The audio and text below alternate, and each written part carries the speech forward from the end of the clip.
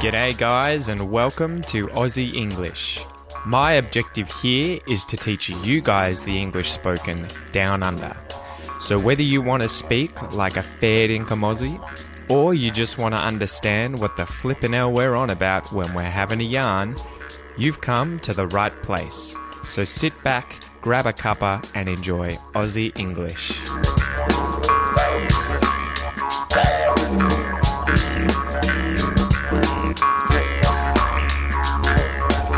G'day guys, welcome to this episode of Aussie English. Today we're going to go over the expression under the weather. Under the weather. So you can be under the weather or you can feel under the weather. Today's expression comes from Manuel, who's a Colombian. So hey to everyone from Colombia and thank you Manuel for suggesting the expression. As usual, let's go in and define the words that are used in this expression. So to be, I'm sure all of you know what the verb to be means, to have as some kind of condition. So I am, you are, he is, she is, we are, they are, it is. Or if they're contracted, I'm, you're, he, she's, we're, they're, and it's. To feel has quite a few different meanings. Firstly, it can mean to be aware of something through touching it or being touched. So you can feel the doorknob when you use your hand to open the door. You could feel a bump on your head if you've hit your head and then you're using your hand to feel your head. Secondly, it can mean to have a belief or an impression. So especially without an identifiable reason. So I feel that's the wrong answer. So this is where it can be used like, I think it's the wrong answer. Or I feel I shouldn't be here. Everyone's staring at me. I feel I shouldn't be here. That's again, I think I shouldn't be here. It looks like, it seems like I shouldn't be here. But in this sense, to feel is to experience an emotional sensation. So I feel unwell. I feel happy. I feel sick. Or I feel under the weather. Under, I'm sure you guys know what under is. Under is to be below something, not on top of something. The cat sat under the table. I sleep under a blanket each night. And the last word, the weather, how the atmosphere is at a specific place or time regarding heat, wind, temperature, rain, sunshine, cloudiness, dryness, etc. I'm sure you guys all know what the weather is, but in and of itself, it's a difficult word to explain without using weather. So let's go in and define the expression to feel under the weather or to be under the weather. So to feel under the weather is just to feel sick. And to be under the weather is just to be sick. So under the weather, in these cases, under the weather is just literally a synonym for sick, ill, unwell, seasick, whatever it is. If you're feeling not good, you're feeling like, you've got a cold, the flu, maybe you're going to throw up, you're under the weather. You're not well. You're sick. You're ill.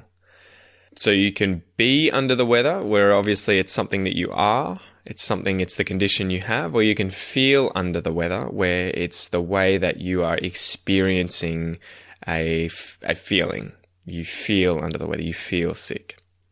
So I went through and looked at the origin of this expression as usual, guys, and this was pretty interesting. The expression apparently comes from a maritime source, so sailing, using ships in the ocean.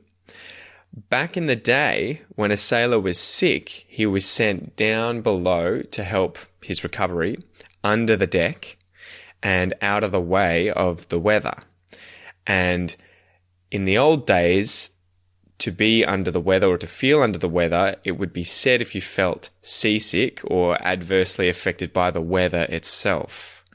And so originally, though, this phrase was used if you had been sitting under the weather bow. So the full phrase was to feel under the weather bow or to be under the weather bow.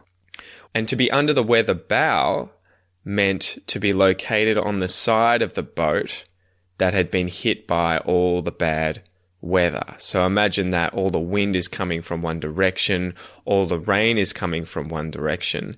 If you're sitting on the side of the boat that's exposed to that weather, then you are under the weather bow. And that would be obviously the side of the boat where people would get seasick first or feel unwell first. And so that's where this phrase apparently comes from, to feel under the weather, to be under the weather. So as usual, let's go through some examples, guys. So example number 1, imagine that you call up work sick. So you tell work that you're sick because you went out the night before, you went out partying with your mates and you hit the piss. So to hit the piss means to drink alcohol, to drink a lot. So you pull a sickie, which means you call your boss and who's at work and you say, "Oh, sorry mate, I'm actually unwell, I've got the flu." Although in reality, you're not sick with the flu or the cold, you're just hungover. You're not feeling well because of all the alcohol that you drank. You're feeling a little rotten. So you've got a headache. Hopefully you didn't get too sick that you had to throw up or vomit the night before. And on a side note, we have a lot of different words in English for vomit. So I thought I would teach you some of these now.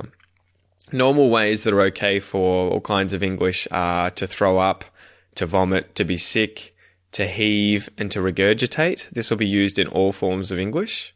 But then Australia has some slang ways to talk about vomiting: to vom, to chuck, to chunder, to hurl, to puke, to munt, and I've even heard to boot. So I just thought that was a funny side note where I could teach you a few synonyms for to vomit, guys. So you've called up your boss, you've told him you're sick even though you're actually hungover. You say to him, "Hey mate, I'm feeling pretty average. I'm a bit under the weather. I'm going to take the day off. Is that okay?"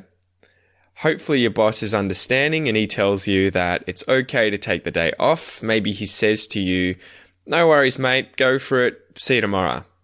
So you tell him, or you say to him, "I feel under the weather today. I'll see you tomorrow."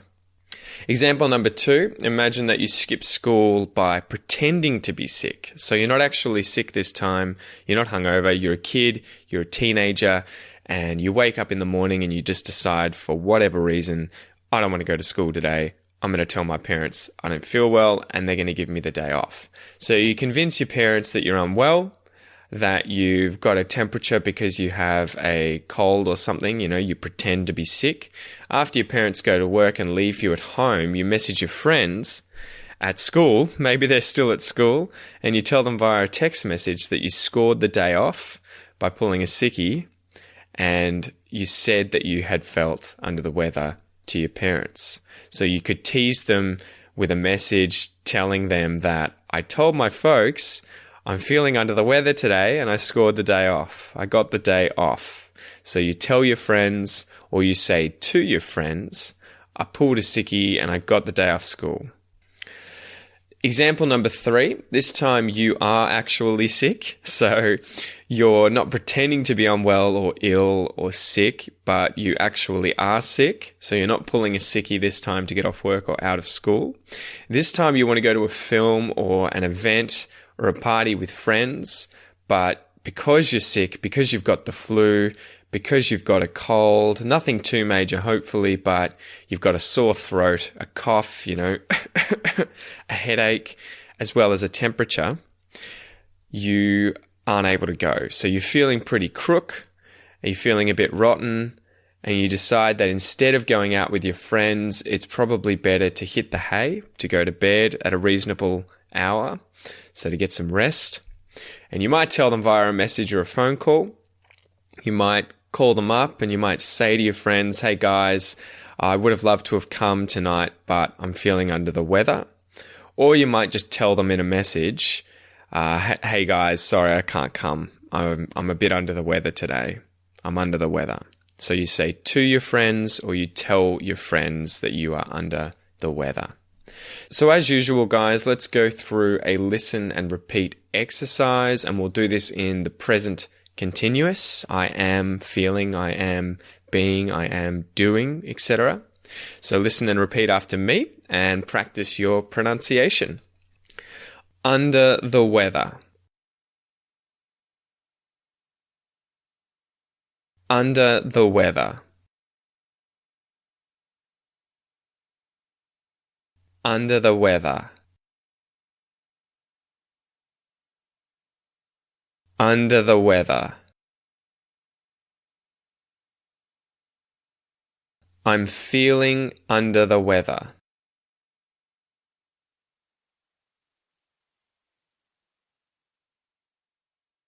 You're feeling under the weather.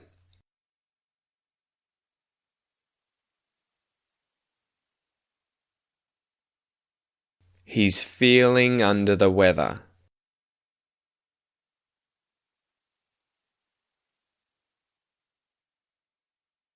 She's feeling under the weather.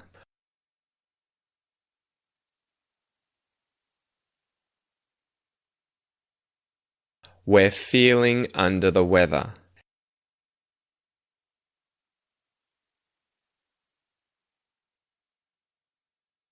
They're feeling under the weather.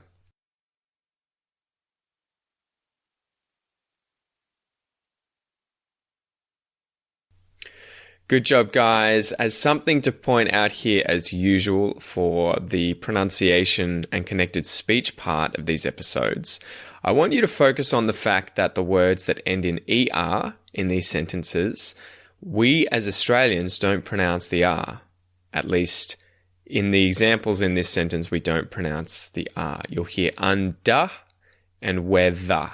So I'm going to do this exercise again, and I'm going to say these sentences at native speed so that you can get an idea of how they're connected, how I pronounce things, and just try and listen and repeat and say them as I say them. Let's go. I'm feeling under the weather.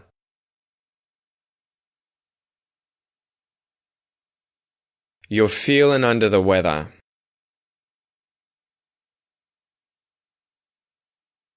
He's feeling under the weather.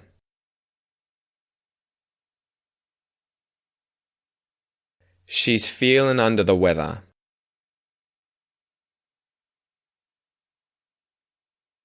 We're feeling under the weather.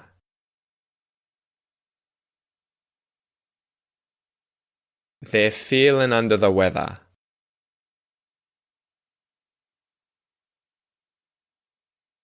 So there you go, guys. I hope you've enjoyed this episode. Keep practicing, keep learning Australian English, keep working hard, guys. And don't forget that you can always message me if you want to chat on Facebook.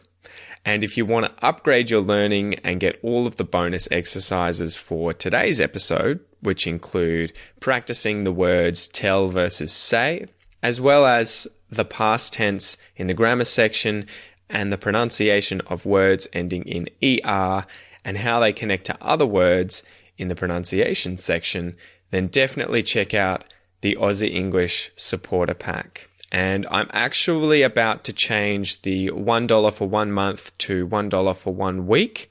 So if you want to try the Aussie English Supporter Pack for a month for just $1, I suggest you sign up as soon as possible before I adjust the trial period. So thanks again for listening, guys. I hope you're getting a lot out of these episodes. I hope it's helping your Australian English, and I will see you soon. All the best. Hey guys, thanks for listening to the Aussie English podcast. I love podcasting for you, and I think it's one of the most effective ways to learn a foreign language. To help you guys learn even faster, I have created the Aussie English Supporter Pack. Each week, you get PDF transcripts, exercises, and MP3s for podcast episodes, as well as access to the Aussie English Virtual Classroom. This is a private Facebook group for members only, and it's where you can interact with me and other passionate Aussie English learners every day.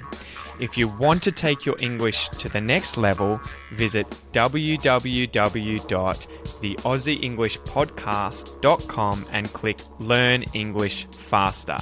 You're going to love it, and I'll see you there.